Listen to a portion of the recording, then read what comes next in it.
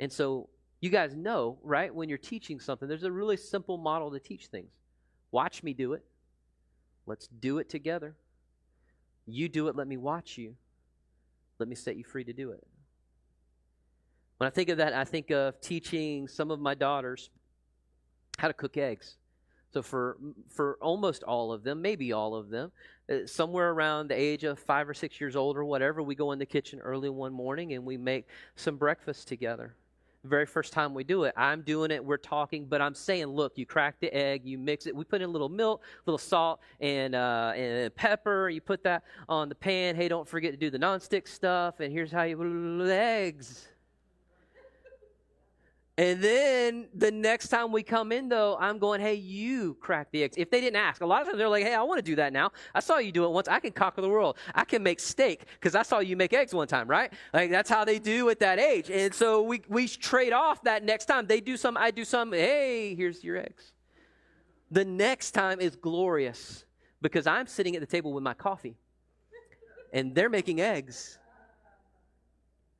And then one day, I wake up and I come into the kitchen and they've got cartoons going on and there is ingredients everywhere.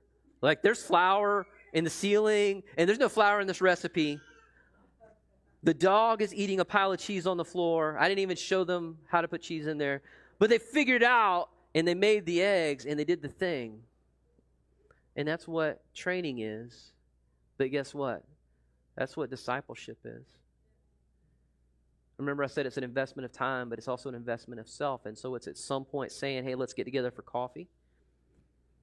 I'm working on a project. Could you come and help me? Let's go to the movies. And to the movie, after the movie, you're talking and you're sharing life.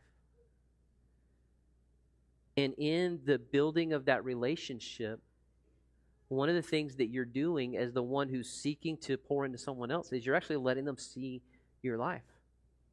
And so at some point, you don't make your house extra shiny because they're coming over. You just let them see how you live. At some point, you begin to talk about the flaws and not hide them.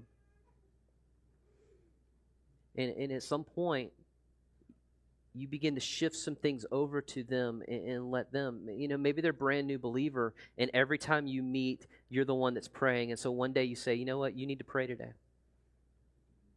I had a deacon that came to me a handful of years ago.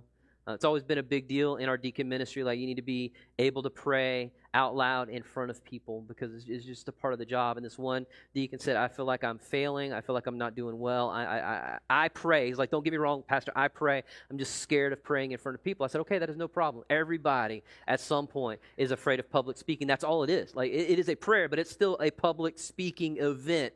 There's only one way to embrace that. You just got to do it. And so I said, I love you. You may hate me for this, but there's going to be a Wednesday night, because that's a smaller crowd. There's going to be a Wednesday night where I'm going to turn to you and I'm say, your turn to pray. And I'm not going to prep you for it, and I'm not going to let you off the hook. And he agreed. And he did it. And then he did it again. And he did it again.